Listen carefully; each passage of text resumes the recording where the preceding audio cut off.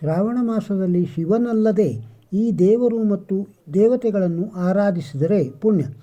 ಶ್ರಾವಣ ಮಾಸವನ್ನು ಬಹಳ ವಿಶೇಷವಾದ ಮಾಸವೆಂದು ಪರಿಗಣಿಸಲಾಗುತ್ತದೆ. ಶ್ರಾವಣ ಮಾಸದ ಸಂಪೂರ್ಣ ತಿಂಗಳು ಉಪವಾಸವನ್ನು ಆಚರಿಸುವುದರಿಂದ ಎಲ್ಲ ರೀತಿಯ ತೊಂದರೆಗಳು ದೂರವಾಗುತ್ತದೆ. ಈ ಮಾಸವನ್ನು ಶಿವನ ಮಾಸವೆಂದು ಪರಿಗಣಿಸಲಾಗುವುದು.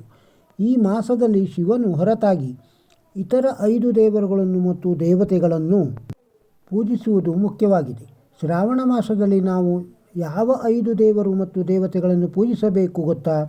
ಗೌರಿ ದೇವಿ.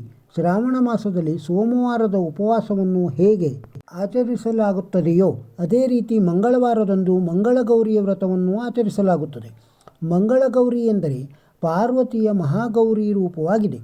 ಶ್ರಾವಣ ಮಾಸದಲ್ಲಿ ಗೌರಿ ದೇವಿಯ ಆರಾಧನೆಯಿಂದ ದಾಂಪತ್ಯ ಜೀವನ ಸುಖಮಯವಾಗಿರುತ್ತದೆ. ಅವಿವಾಹಿತ ಕನ್ಯೆಯರಿಗೆ ಉತ್ತಮ ಪತಿಯ ಭಾಗ್ಯ ದೊರೆಯುತ್ತದೆ. ಆಂಜನೇಯ ಸ್ವಾಮಿ ಪೂಜೆ. ಮಂಗಳವಾರವನ್ನು ಆಂಜನೇಯ ಸ್ವಾಮಿಯ ದಿನವೆಂದು ಹೇಳಲಾಗುತ್ತದೆ. ಆದ್ದರಿಂದ ಶ್ರಾವಣ ಮಾಸದ ಮಂಗಳವಾರದಂದು ಹನುಮಂತನ ಆರಾಧನೆಯನ್ನು ಪ್ರಮುಖವಾಗಿ ಪರಿಗಣಿಸಲಾಗಿದೆ. ಏಕೆಂದರೆ ಹನುಮಂತನು ರುದ್ರಾವತಾರಿಯಾಗಿದ್ದಾನೆ. ಅಂದರೆ ಶ್ರೀ ಹನುಮಾನ್ ಶಿವನ ರುದ್ರ ಅವತಾರಗಳಲ್ಲಿ ಒಬ್ಬನು. ಹನುಮಂತನನ್ನು ಪೂಜಿಸುವುದರಿಂದ ಎಲ್ಲ ರೀತಿಯ ತೊಂದರೆಗಳು ದೂರವಾಗುತ್ತದೆ. ನಾಗದೇವತಾರಾಧನೆ. ನಾಗದೇವತೆಯನ್ನು ಶ್ರಾವಣ ಮಾಸದ ಶುಕ್ಲ ಪಂಚಮಿಯಂದು ವಿಶೇಷವಾಗಿ ಪೂಜಿಸಲಾಗುತ್ತದೆ ಮತ್ತು ನಾಗಪಂಚಮಿ ಉಪವಾಸವನ್ನು ಶುಕ್ಲ ಪಂಚಮಿಯಂದು ಆಚರಿಸಲಾಗುತ್ತದೆ. ಈ ದಿನ ಅಷ್ಟನಾಗರ ಪೂಜೆಯ ಜೊತೆಗೆ ಮಾನಸದೇವಿ, ಆಸ್ತಿಕ ಮುನಿ, ಮಾತಾ ಖದ್ರು ಮತ್ತು ಮಾತಾ ಸುರಸ ಪೂಜೆಗೂ ಹೆಚ್ಚಿನ ಮಹತ್ವವಿದೆ. ಇದು ಜಾತಕದಲ್ಲಿನ ಸರ್ಪದೋಷ ಸಂಬಂಧಿಸಿದ ದೋಷಗಳನ್ನು ನಿವಾರಣೆ ಮಾಡಿಕೊಡುತ್ತದೆ. ಕಾರ್ತಿಕೇಯ ಮತ್ತು ಗಣೇಶ. ಶ್ರಾವಣ ಮಾಸದ ಷಷ್ಠಿ ತಿಥಿಯಂದು ಕಾರ್ತಿಕೇಯನ ಆರಾಧನೆಗೆ ಹೆಚ್ಚಿನ ಮಹತ್ವ ನೀಡಲಾಗಿದೆ. ಶಿವ ಮತ್ತು ತಾಯಿ ಪಾರ್ವತಿಯ ಮಗ ಕಾರ್ತಿಕೇಯ. ಈ ಮಾಸದಲ್ಲಿ ಆತನನ್ನು ಪೂಜಿಸುವುದರಿಂದ ಒಬ್ಬ ವ್ಯಕ್ತಿಯು ಹೆಚ್ಚು ಪುಣ್ಯವನ್ನು, ಸೌಂದರ್ಯವನ್ನು, ದೀರ್ಘಾಯುಸ್ಸನ್ನು ಮತ್ತು ಖ್ಯಾತಿಯನ್ನು ಪಡೆಯುತ್ತಾನೆ ಎನ್ನುವ ನಂಬಿಕೆ ಇದೆ. ಹಾಗೆಯೇ ಚತುರ್ಥಿಯ ದಿನ ಪ್ರಥಮ ಪೂಜಿತ ಗಣೇಶನನ್ನು ಪೂಜಿಸಬೇಕು. ಶ್ರೀಕೃಷ್ಣ ಪೂಜೆ. ಶ್ರಾವಣ ಮಾಸದ ಕೃಷ್ಣ ಪಕ್ಷದ ಅಷ್ಟಮಿಯಿಂದ ಭಾದ್ರಪದ ಕೃಷ್ಣ ಪಕ್ಷದ ಅಷ್ಟಮಿಯವರೆಗೆ ಶ್ರೀಕೃಷ್ಣನನ್ನು ಪೂಜಿಸಲು ಸಂಪ್ರದಾಯ ಇದೆ. ಬೌದ್ಧ ಕೃಷ್ಣ ಅಷ್ಟಮಿಯ ದಿನದಂದು ಜನ್ಮಾಷ್ಟಮಿಯ ಹಬ್ಬವನ್ನು ಆಚರಿಸಲಾಗುತ್ತದೆ ಎಂದು ನಂಬಲಾಗಿದೆ.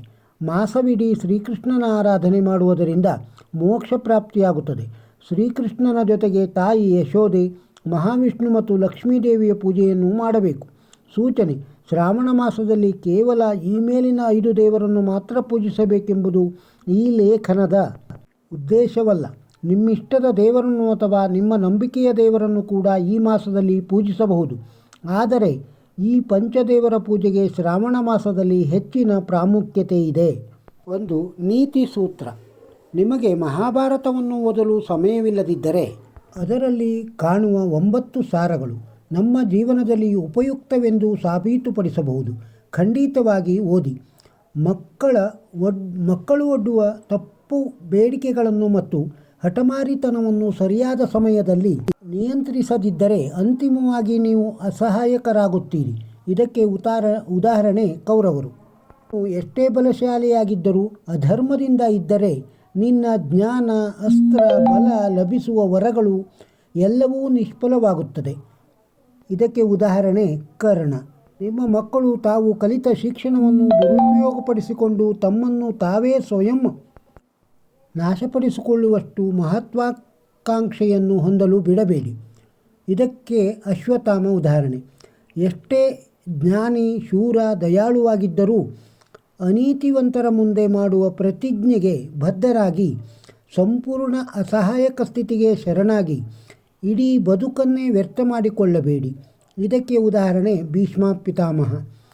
ಸಂಪತ್ತು, ಶಕ್ತಿ, ಅಧಿಕಾರ ಮತ್ತು ಅಧಿಕಾರದ ದುರುಪಯೋಗ, ದುಷ್ಟರೊಂದಿಗಿನ ಸಹವಾಸವು ಅಂತಿಮವಾಗಿ ಸ್ವಯಂ ನಾಶಕ್ಕೆ ಕಾರಣವಾಗುತ್ತದೆ. ದುರ್ಯೋಧನ ಇದಕ್ಕೆ ಉದಾಹರಣೆ. ಅಂಧ ವ್ಯಕ್ತಿಯ ಕೈಯಲ್ಲಿ ಸಂಪತ್ತು, ಅಧಿಕಾರ, ಅಜ್ಞಾನ, ಮದ್ಯ, ಮೋಹ ಮತ್ತು ಕಾಮ ಸಿಕ್ಕಿಕೊಂಡರೆ ಸರ್ವನಾಶಕ್ಕೆ ಕಾರಣವಾಗುತ್ತದೆ. ಇದಕ್ಕೆ ಉದಾಹರಣೆ ಧೃತರಾಷ್ಟ್ರ. ಒಬ್ಬ ವ್ಯಕ್ತಿಗೆ ಜ್ಞಾನ ಮತ್ತು ಬುದ್ಧಿವಂತಿಕೆ ಸ್ವಯಂ ಇದ್ದರೆ ಅವನು ಖಂಡಿತವಾಗಿಯೂ ಗೆಲ್ಲುತ್ತಾನೆ. ಇದಕ್ಕೆ ಉದಾಹರಣೆ ಅರ್ಜುನ. ಮಾಡುವ ಮತ್ತು ಯೋಚಿಸುವ ಪ್ರತಿ ಕೆಲಸದಲ್ಲೂ ಕೆಟ್ಟ ಛಲ, ಕಪಟ ಮತ್ತು ಮೋಸವನ್ನು ಸೃಷ್ಟಿಸಿ ನೀವು ಯಾವಾಗಲೂ ಯಶಸ್ವಿಯಾಗಲು ಸಾಧ್ಯವಿಲ್ಲ. ಇದಕ್ಕೆ ಉದಾಹರಣೆ ಶಕುನಿ.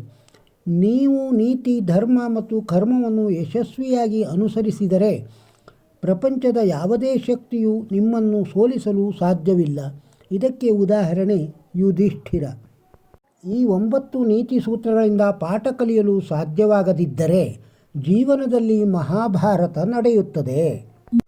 ನಿಮಗೆ ಈ ಮಾಹಿತಿ ಇಷ್ಟ ಆದರೆ ಲೈಕ್ ಮಾಡಿ ಹಾಗೂ ಇದನ್ನು ಬೇರೆಯವರಿಗೂ ಶೇರ್ ಮಾಡಿ. ಮತ್ತಷ್ಟು ಮಾಹಿತಿಗಳಿಗೆ ಚಾನಲ್ನ ಸಬ್ಸ್ಕ್ರೈಬ್ ಮಾಡಿಕೊಳ್ಳಿ. ಮತ್ತೊಂದು ಹೊಸ ಮಾಹಿತಿಯೊಂದಿಗೆ ಸಿಗೋಣ. ಧನ್ಯವಾದಗಳು.